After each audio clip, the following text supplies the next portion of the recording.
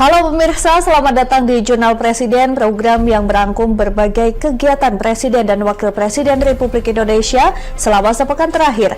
Bersama saya Ajeng Tira, berikut berita selengkapnya.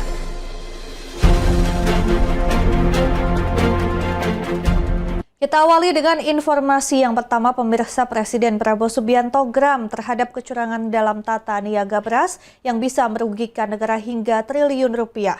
Ia menegaskan sudah memerintahkan penegak hukum untuk mengusut dan menindak tegas pelakunya. Presiden Republik Indonesia Prabowo Subianto menegaskan komitmennya memberantas praktik curang dalam tata niaga beras.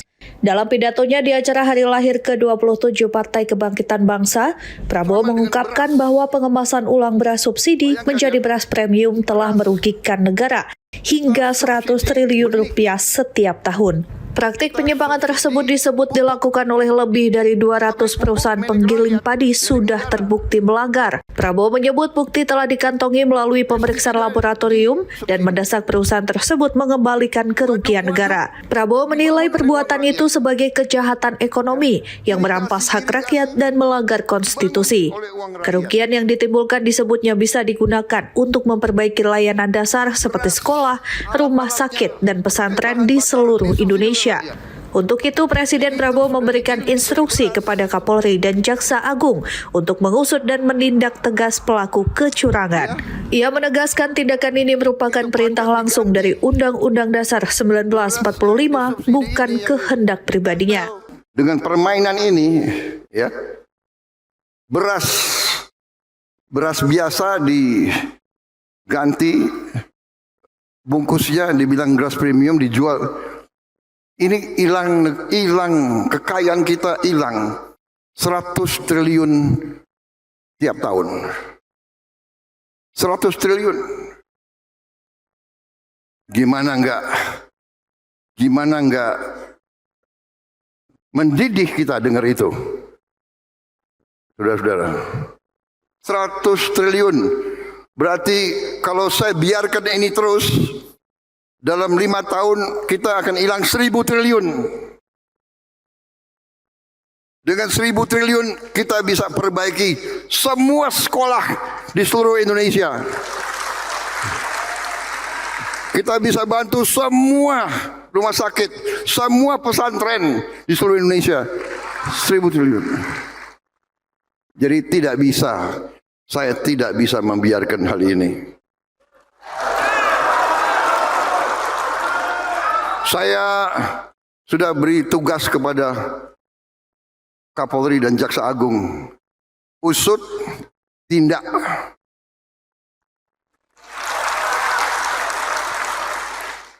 Usut, tindak, sita. Tim Liputan, Berita Nasional TV. Ya, Presiden Prabowo Subianto menegaskan komitmen melindungi pekerja di tengah tekanan ekonomi global. Prabowo menyatakan negosiasi internasional tidak mudah, namun kepentingan nasional harus tetap diutamakan. Presiden Indonesia Prabowo Subianto menegaskan komitmen pemerintah untuk terus mengutamakan kepentingan nasional di tengah tekanan ekonomi global dan kondisi geopolitik tidak stabil. Prabowo menyadari bahwa negosiasi dengan negara-negara besar bukanlah hal yang mudah, namun merupakan tanggung jawab sebagai kepala negara. Dalam bidang ekonomi, Prabowo mengakui banyak negara saat ini menghadapi tekanan dari pihak luar, termasuk Amerika Serikat yang disebutnya memiliki sikap negosiasi yang keras. Namun Indonesia tetap memilih jalur non-blok dan mengedepankan hubungan yang baik dengan semua negara. Prabowo menyatakan bahwa kebijakan ekonomi yang diambilnya berorientasi pada perlindungan tenaga kerja nasional. Ia menolak kebijakan bisa menyebabkan pemutusan hubungan kerja massal dan bertekad menjaga stabilitas kerja masyarakat Indonesia. Presiden menyadari setiap langkah pemerintah pasti akan mendapatkan kritik. Namun bagi Prabowo, perbedaan antara kritik konstruktif dan sikap sinis harus dipahami. Karena pemerintah membutuhkan pengawasan yang membangun, bukan sekedar celaan yang menyudutkan. Di bidang ekonomi, tidak hanya kita, semua negara sedang menghadapi Amerika Serikat yang alot, punya garis alot. Tapi ya itu fakta. Kita harus berurusan. Dan pendekatan saya adalah, tanggung jawab saya adalah melindungi kepentingan bangsa Indonesia. Kewajiban saya adalah melindungi rakyat Indonesia. Dalam bidang ekonomi, saya harus menjaga asal tidak ada alasan untuk PHK pekerja-pekerja kita. Tim Liputan Berita Nasional TV.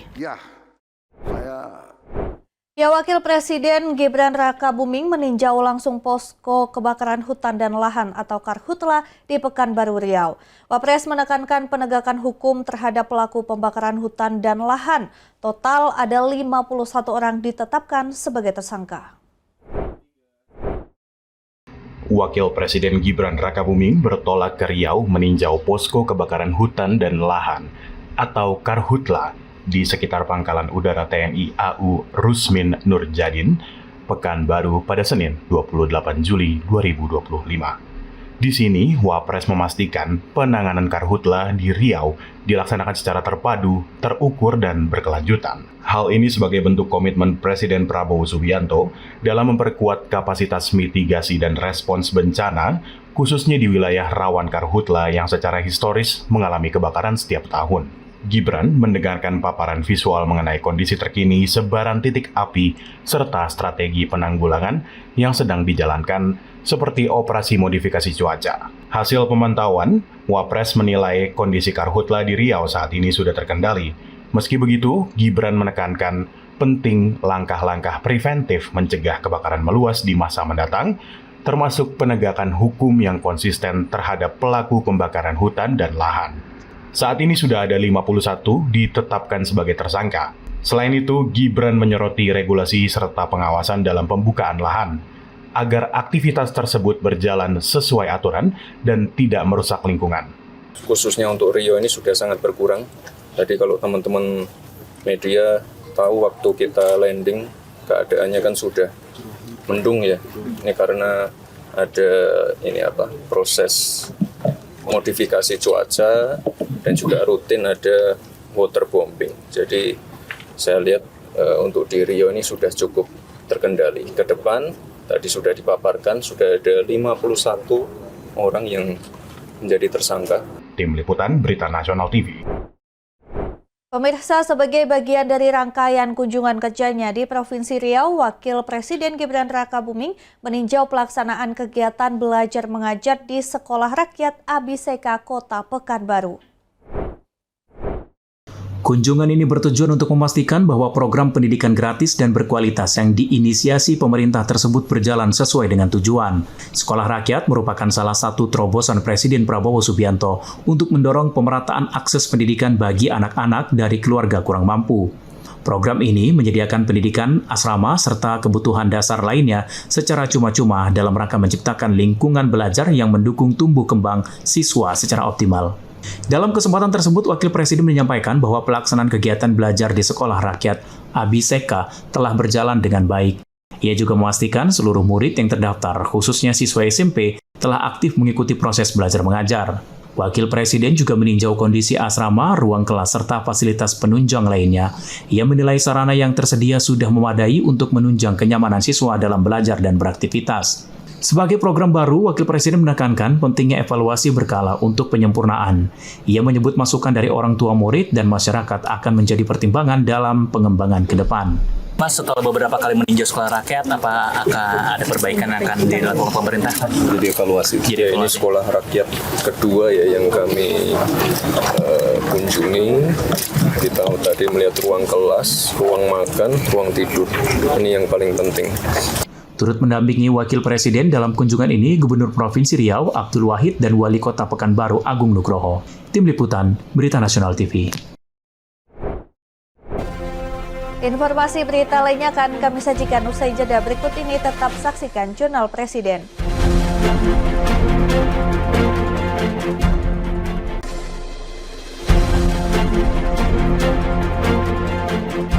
Terima kasih Anda masih bersama kami. Pemirsa, Presiden Republik Indonesia Prabowo Subianto mengapresiasi PM Malaysia Anwar Ibrahim atas keberhasilannya menyelesaikan konflik antara Thailand dan Kamboja sehingga terwujud gencatan senjata. Hal tersebut disampaikan Prabowo dalam pertemuan bersama PM Malaysia Anwar Ibrahim di Istana Merdeka Jakarta pada Selasa pagi.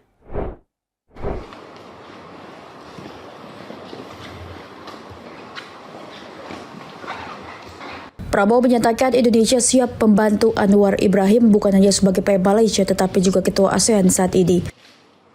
Prabowo meminta negara-negara ASEAN dapat mewujudkan penyelesaian damai terhadap konflik antar negara yang belakangan ini terjadi dengan negosiasi dan musyawarah.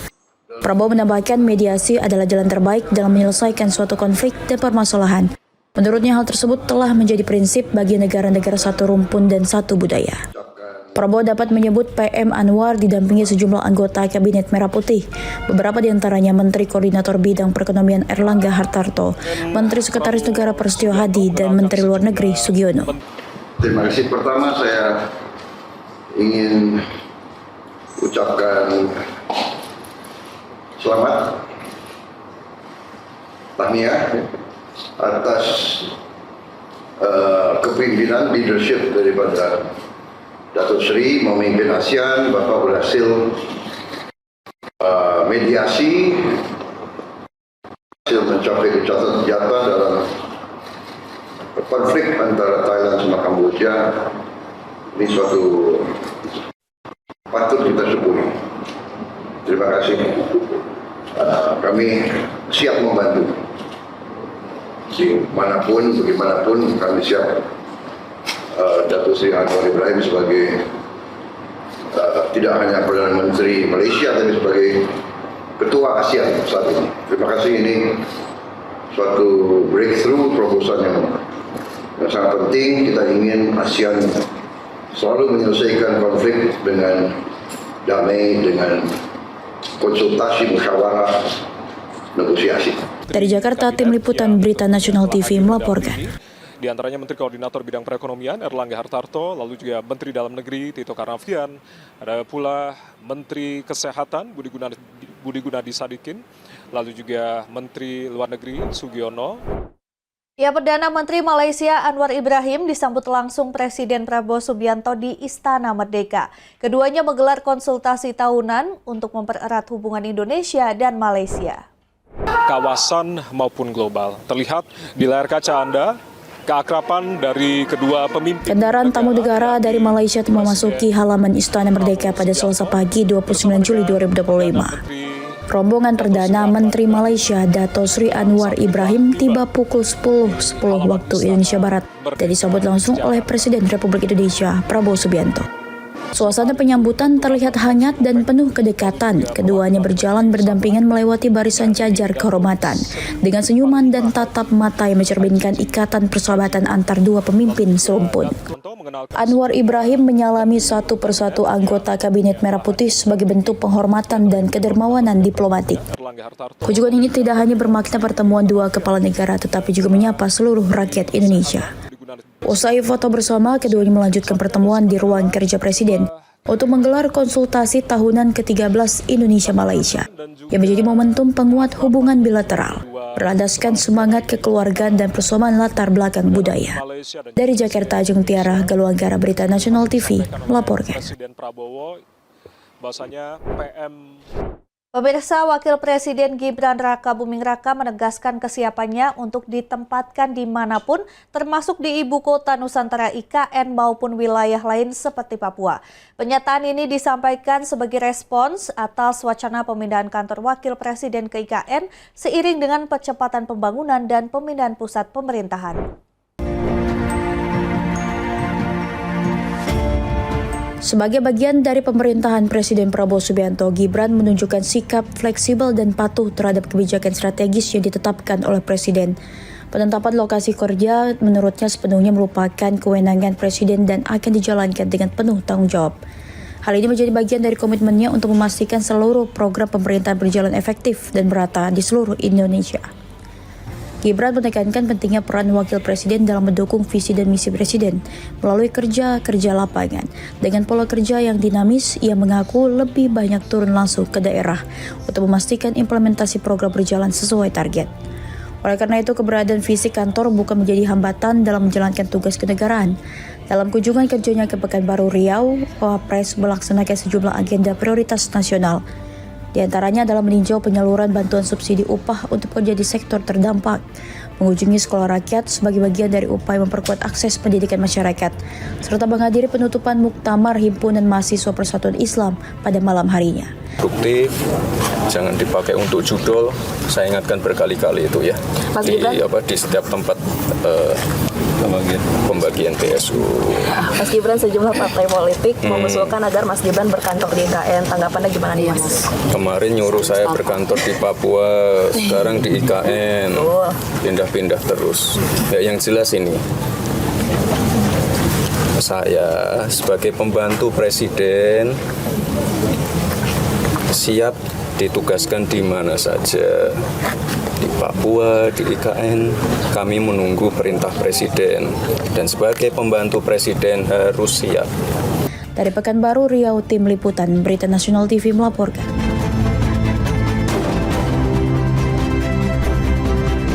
Duka mendalam menyelimuti bangsa atas wafatnya ekonom senior Kwik Kian Gi.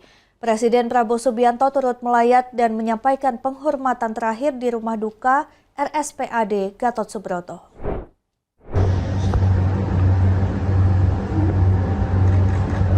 Presiden Republik Indonesia Prabowo Subianto menyampaikan bela sungkawa atas wafatnya ekonom senior Kwik Kian Gi. Presiden menilai kegigihan dan pemikiran Kwik menjadi warisan berharga bagi bangsa Indonesia.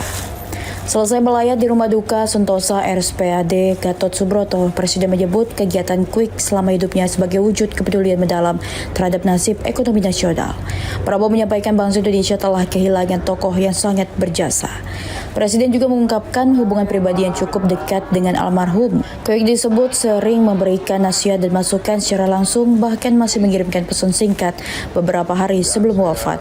Kwik Kian Gi meninggal dunia di usia 90 tahun pada Rabu pagi. Selain dikenal sebagai ekonom nasionalis, Kwik pernah menjabat Menteri Perencanaan Pembangunan Nasional dan Menko Equin di era Presiden Abdurrahman Wahid. Saya datang hanya untuk menghormati bela sungkawa ya Pak Kwik, seorang tokoh bangsa yang sangat berjasa. Pemikiran beliau sangat mempertahankan ekonomi Pancasila, ekonomi pasal 33, beliau seorang tokoh yang luar biasa. Saya merasa dekat sama beliau. Beliau banyak kasih nasihat ke saya. Bahkan beberapa hari yang lalu pun mengirim WA ya, memberi saran-saran. Beliau masih terus memberi WA. Dari Jakarta, Jung Tiara, Berita Nasional TV melaporkan. Informasi berita lainnya akan kami sajikan usai jeda berikut ini. Tetap saksikan Jurnal Presiden.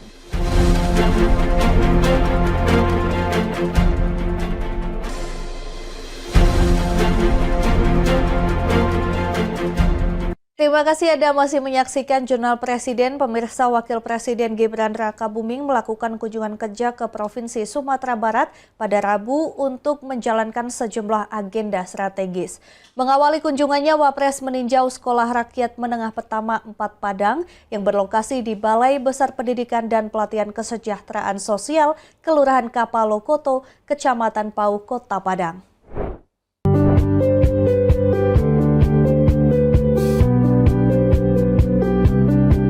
Setibanya di Bandara Internasional Minangkabau pukul 8.55 waktu Indonesia Barat, Wapres disambut oleh Gubernur Sumbar Mahyeldi Ansarullah, Pangdam 1 Bukit Barisan Maijen TNI Rio Ferdianto, dan Kapolda Sumbar Irjen Pol Gatot Trisuryanta. Kehadiran Wapres di sekolah ini menjadi wujud nyata komitmen pemerintahan Presiden Prabowo Subianto dalam mengawal langsung pelaksanaan program prioritas nasional di bidang pendidikan, khususnya dalam mewujudkan akses pendidikan yang lebih inklusif, merata, dan berkualitas. Sekolah rakyat yang dimulai dilaksanakan sejak 14 Juli 2025 melalui kolaborasi berbagai kementerian dan lembaga menjadi model pendidikan rintisan yang secara khusus menyasar anak-anak dari keluarga miskin, pekerja informal, serta kelompok marginal lainnya yang selama ini mengalami hambatan struktural dalam mengakses pendidikan formal.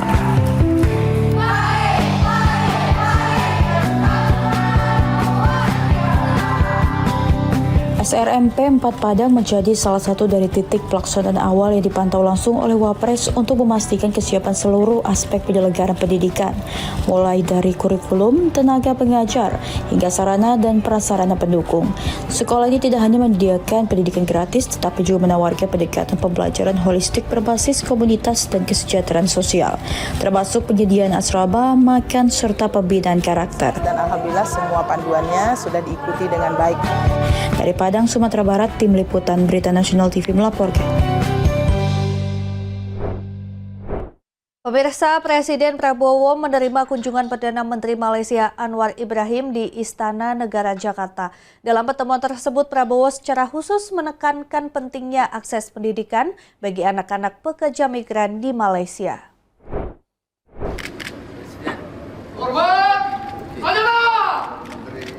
Dalam kunjungan Perdana Menteri Malaysia Anwar Ibrahim ke Indonesia, Presiden membahas sejumlah isu.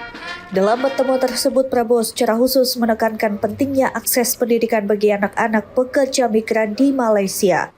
Hal itu disampaikan Menteri Luar Negeri Sugiono kepada awak media usai pertemuan antara kedua pemimpin negara di Istana Negara Jakarta Selasa 29 Juli 2025. Sugiono mengingatkan selain pembentukan Community Learning Center bagi anak-anak pekerja migran Indonesia di Malaysia, pertemuan juga menghasilkan penandatanganan nota kesepahaman di sejumlah bidang, salah satunya pendidikan yang berhubungan langsung dengan pembentukan CLC. Tadi disampaikan pembentukan Community Learning Center bagi anak-anak dan murid-murid di Semenanjung Malaysia dan di Sabah dan Sarawak, ya anak-anak dari pekerja migran Indonesia untuk bisa bersekolah di sana. Sugiono menambahkan dengan penekanan dan pembentukan CLC, ia optimistis bahwa anak-anak pekerja migran Indonesia akan memiliki akses pendidikan yang lebih baik di Malaysia. Tim Liputan Berita Nasional TV. Informasi selanjutnya, Presiden Prabowo Subianto memimpin rapat terbatas bersama Wakil Presiden Gibran dan sejumlah menteri di Istana Merdeka. Rapat membahas perkembangan program sekolah rakyat yang telah dimulai sejak 14 Juli 2025. Saya, Prof. Muti, Bu Sri Mulyani. Presiden Prabowo Subianto memimpin rapat terbatas di Istana Merdeka Jakarta bersama Wakil Presiden Gibran Rakabuming dan sejumlah Menteri Kabinet Merah Putih. Rapat tersebut membahas penyelenggaraan Sekolah Rakyat Rintisan tahun ajaran 2025-2026. Menteri Sosial Saifullah Yusuf melaporkan sekolah rakyat resmi dibuka sejak 14 Juli 2025 di 63 titik. Menteri Sosial menyampaikan proses pembelajaran akan diperluas ke 37 titik tambahan pada minggu ini atau minggu depan, serta 59 titik lain pada September mendatang. Secara keseluruhan, program ini ditargetkan bisa menampung lebih dari 15.000 siswa. Kemudian insya Allah kami juga melaporkan dalam minggu ini atau paling lambat minggu depan akan dimulai juga pembelajaran di 37 titik. Dari 100 titik itu akan menampung 99.000 lebih, 9.700 siswa lebih. Ya, kemudian di bulan September insya Allah nanti akan dimulai di 59 titik. Penyelenggaraan sekolah rakyat juga melibatkan lebih dari 2.000 guru dan 4.000 tenaga kependidikan lain seperti wali asrama dan wali asuh. Menteri Sosial menyampaikan apresiasi atas dukungan berbagai pihak dalam menyukseskan program ini, termasuk dalam hal rekrutmen tenaga pendidik, kurikulum, sarana prasarana hingga pendanaan. Sementara itu, Menteri Pendidikan Dasar dan Menengah Abdul Muti menegaskan pelaksanaan sekolah rakyat sudah berjalan sesuai kurikulum. Ia juga menyatakan proses masa pengenalan lingkungan sekolah berjalan lancar dan diharapkan program ini dapat terus berjalan dengan baik. Kurikulum yang kami siapkan, termasuk juga modul-modul pembelajaran yang dipakai di sekolah rakyat, dan kemudian untuk pelaksanaannya juga kami terus bersinergi sehingga pada masa-masa ini MPLS di Sekolah Rakyat alhamdulillah berjalan dengan lancar dan mudah-mudahan untuk selanjutnya dapat terus kita selenggarakan dengan sebaik-baiknya. Saya kira demikian. Tim Liputan, Berita Nasional TV. Terima kasih ya. Pemirsa, demikian informasi Jurnal Presiden kali ini. Terus saksikan Berita Nasional TV. Saya Jeng Tiara beserta kru yang bertugas pamit undur diri. Terima kasih dan sampai jumpa.